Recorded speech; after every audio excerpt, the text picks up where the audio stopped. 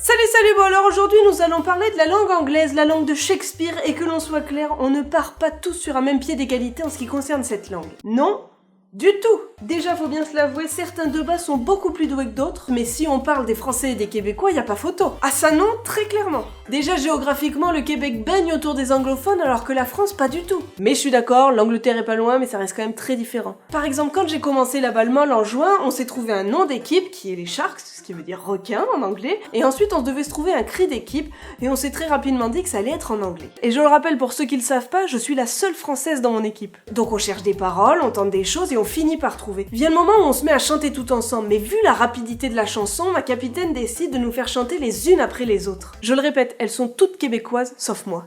Sauf moi. Elles le chantent donc toutes dans un anglais impeccable, et là arrive mon tour. Ça a donné un truc un peu comme ce qui va suivre. Shark, shark, kick that ball and run the field. Shark, shark, strike them all and take the lead. Oui, c'était particulièrement gênant.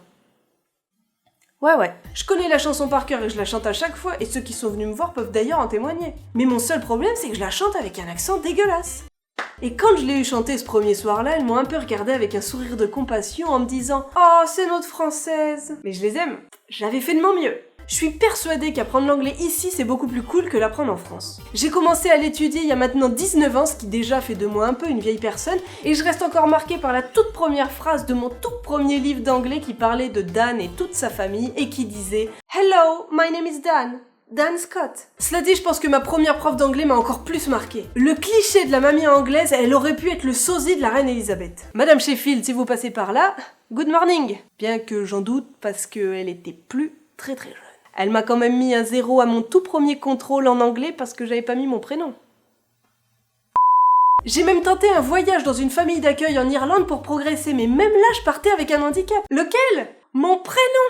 Camille. Déjà qu'en français, ça rime presque avec rien sauf bille et gorille, ou cheville à la limite. Mais pour les anglais, c'est un vrai calvaire. Camille. C'est pas compliqué le yeux. Résultat, pendant tout mon séjour, ma famille d'accueil appelait ma copine de chambre pour nous prévenir quand on mangeait, ou alors ils venaient directement me chercher. Mais ils avaient totalement arrêté de tenter un camélia. Quand je parle de films avec des amis québécois, ça donne lieu à des conversations un peu compliquées parce que déjà, on n'a pas les mêmes types de films. Par exemple, Danse lascive pour Dirty Dancing. Mais en plus, on n'a pas du tout les mêmes noms d'acteurs. Par exemple, moi je connais l'acteur Will Smith et l'acteur Matthew McConaughey, alors qu'ici on connaît l'acteur Will Smith et l'acteur Matthew McConaughey. C'est un peu plus classe. Matthew McConaughey. Et en général, ce genre de conversation finit avec eux qui rigolent et moi qui ai extrêmement honte. Et j'ai tout à fait conscience que c'est nous qui le prononçons extrêmement mal. Oui, je le sais. Certes, on parle principalement français à Montréal, enfin moi dans mon quotidien c'est le cas, mais après je sais qu'il y a plein d'anglophones dont beaucoup parlent pas ou presque pas français. Et mine de rien, ça m'a quand même pas mal aidé, parce que si vous me suivez depuis un petit bout de temps, vous savez que je travaille en anglais, donc ça m'a poussé à progresser, à m'améliorer. Mais après, j'ai toujours une petite pointe de honte à chaque fois que je dois faire une phrase en anglais, voire une grosse part de honte. Oui. Beaucoup se demandent si on peut trouver un job à Montréal sans parler anglais, alors je dirais que oui, mais ça dépend dans quoi. C'est certain, faut être honnête, parfois ça peut fermer des portes, mais il y en a d'autres qui vont s'adapter et qui feront sans le fait que la personne parle anglais. Mais au pire, l'anglais ça s'apprend. Il y en a plein qui arrivent ici et qui prennent des cours d'anglais. On va pas se le cacher, l'anglais c'est super important et on a toujours l'impression d'être vachement plus cool quand on sait parler anglais. Moi, il m'arrive même la nuit de rêver que je parle anglais. C'est fluide, tout le monde me comprend, j'ai un accent qui tue, mais le problème c'est quand je me réveille, je sors de chez moi, quelqu'un me demande son chemin, en anglais évidemment, et j'en suis toujours à OK, so you can continue on this street, and after 2 stops, you can turn at the right. OK? Good?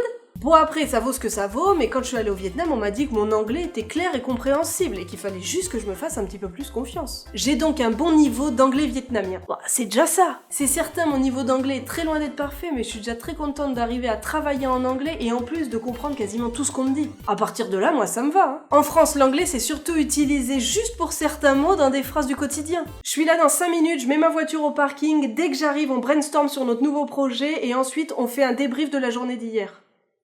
Ok? Cool.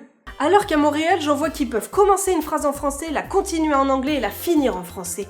C'est un peu perturbant au début, mais on s'y fait. Ouais, on s'y fait. Allô, comment ça va? Oh, you seem so sad, what's wrong? Est-ce que tu veux qu'on aille prendre un drink pour que ça aille mieux? Un drink, ça fait toujours du bien. Viens, on va boire un verre. En tout cas, je pense que ce qui m'a le plus aidé à progresser quand j'étais ado, ça a été d'une, mon voyage en Irlande dans une famille d'accueil, et de deux, le fait que je regarde depuis très longtemps toutes mes séries en anglais. Ça, je pense que mine de rien, ça m'a particulièrement aidé. Et par contre, pour finir, une chose est certaine, je pense toujours qu'il y a plus d'anglicisme au Québec qu'en France. Ça, c'est certain. Sur ce, je vous dis à samedi prochain pour une nouvelle vidéo. En attendant, n'hésitez pas à mettre un petit pouce bleu, n'hésitez pas à me dire quel est votre niveau d'anglais. Est-ce que vous en avez un très bon, un moyen, un niveau d'anglais vietnamien? Voilà, dites-moi. Et puis surtout, n'hésitez pas à vous abonner. Allez, bisous bisous. Moi, je trouve que je speak English very well.